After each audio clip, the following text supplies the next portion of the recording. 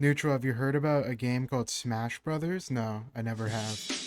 I don't know what that is. It seems like impossible to explain. Okay, so there was a tweet on my feed that caught my attention. Any reason the timer for platform fighters are 8 minutes? Genuine question, right? And they talk about like the differences between a more traditional fighting game and a platform fighter whenever it comes to timers, right, and how it's done. The history of timers and platform fighters, as like a very basic rundown, is that a lot of modern platform fighters have started to adopt 7 minute timers over 8 minute timers. Um, uh, for some reason or another, it just slowly went down by a little bit. So, what is the point of the timer, right? Think about that for a second. What is the actual point of the timer? But it's to prevent people from just playing forever, right? And that's the entire purpose of the timer, right? And that's the functionality. However, from a design perspective, how do you pick how long your matches are? How do you pick how much time is had, right? It all determined by how many neutral interactions are needed to win a game and how specific those neutral interactions need to be. Um, sort of. So the thing with timers specifically is that one timer is not going to fit every single type of player or every single skill set with those players, right? Let's say you're two people, they're like evenly skilled. However, they're new to the game, right? Let's say they're like new rivals players. They don't know how to hit full. They don't know how to do anything like that, right? The timer that's used there's a chance that they won't be able to like get the neutral wins that they need, or they're playing more neutral, right?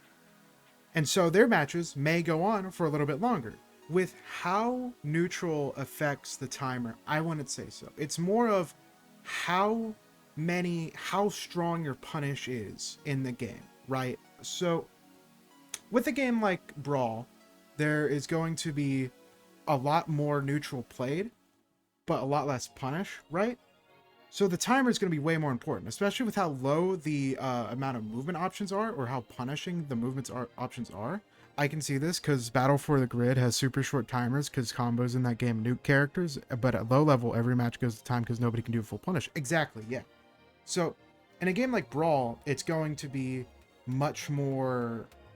It's the timer is going to be more important because most games are going to end up going to time because of how low the punish is, right? There's basically no incentive to run at your opponent or hit them or whatever because your reward off of it is going to be next to nothing unless you have a infinite, like let's say, King DDD does is like chain grabs on certain characters, it just fucking bombs them, right? And yeah, so as a designer, whenever you're looking at your timer, what you're trying to do is that you need to figure out how long is the stocks going to last for the average player, because at higher levels, right, it doesn't really matter, because unless it's like something in the realms of the game is so slow at high levels that every single game goes to time and you don't like want that at higher levels, it doesn't really matter how long the timer is because each match is going to go on for however strong the punish is, right? As a designer, you look at the average amount of time that a stock takes. On average, in platform fighters, each stock is going to take, give or take, like a minute to a minute 30, sometimes 2 minutes. This is because usually platform fighters, your punish is going to be so strong that your opponent is just gonna like die from like 5 or 6 neutral interactions. However, there are some characters who are not going to be like that, right? Jigglypuff is a pretty good example of that because she is like, or Melee Puff specifically is a pretty good example of this because she plays a more like turtle way, right? You just fucking, whenever you are turtling, right, and your win con is to keep your opponent out, there's a pretty good chance that the timer is going to like come out. So, and This thought process may make you think like, well, if that's the case, why don't we just have super short timers so these characters get to their win con faster? The issue is that then more things are going to go down to time, and more characters are going to have access to those timeout strategies. So archetypes like Rushdown, who usually are based on, more being able to approach super well and combo super well, what they're going to do is that if they get a lead, they're never going to actually come at you with that lead. They're just going to wait for you to approach them and then just play keep away. And that's basically what everything's going to boil down to, unless there is enough time, unless the opponent tries to actually come in, right? It's a two-player game, so you must have both players trying to like fight each other. And then the Rushdown will have incentive to actually play their game plan. They're going to rush you down. They're going to keep the pressure up. I think playing keeping away with a lead is a fine thing to happen, to be honest. Yeah, it's fine. It's a fine thing to happen. However, there needs to be at least an incentive for a player who plays Rushdown to want to approach. Because it's just a flaw with any character with high mobility, is that unless that mobility is only allowed to be used towards your opponent in some way, shape, or form, they're going to use that mobility to, outmove their opponent. They're going to use that mobility to not fully aggress all the time. From a designer's perspective, you don't really want the Rushdown to not rush the opponent down, right?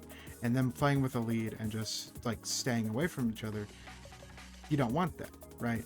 So you either build tools around them not doing that, or you allow the timer to be long enough to where the opponent has enough time to attempt to approach and attempt to get to attack them again, right? There's more room for error the longer the timer is. Now, of course, though, I'm someone who doesn't believe that 8 minutes is a good amount of time, right? I believe 8 minutes is a little bit too long. What I personally believe is like the optimal sort of sweet spot for something like this would be 3 stocks with 6 minutes, right? Assuming that every stock is like at most like, I don't know, a minute 30, that will give 30 extra seconds for or like up to a minute for characters to attempt to approach and all that, right? Now and I believe that how you do your timer and stuff is a very good, an interesting way, an underrepresented way.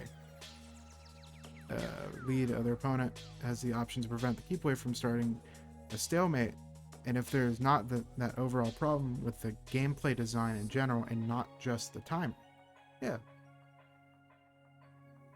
I mean, yeah, that's true.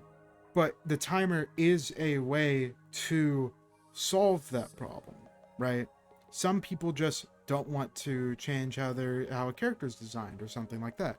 How the timer is used is a good way to fix that problem, or at least a decent one. It's not perfect, of course. It's still going to happen, but it's not that bad, right?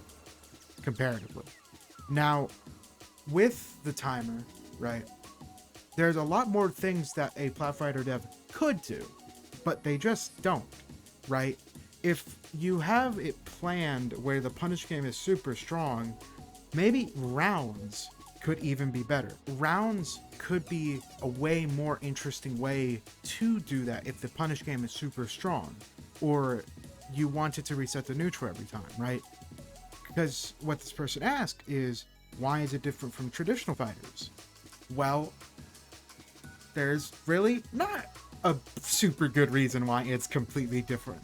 There is no good reason why the opponent gets invincibility in between every stock. It's just something the genre does, and you don't really question it. But whenever you do question it, does beg the question, are there ways to do rounds in platform fighters? And yes, there is.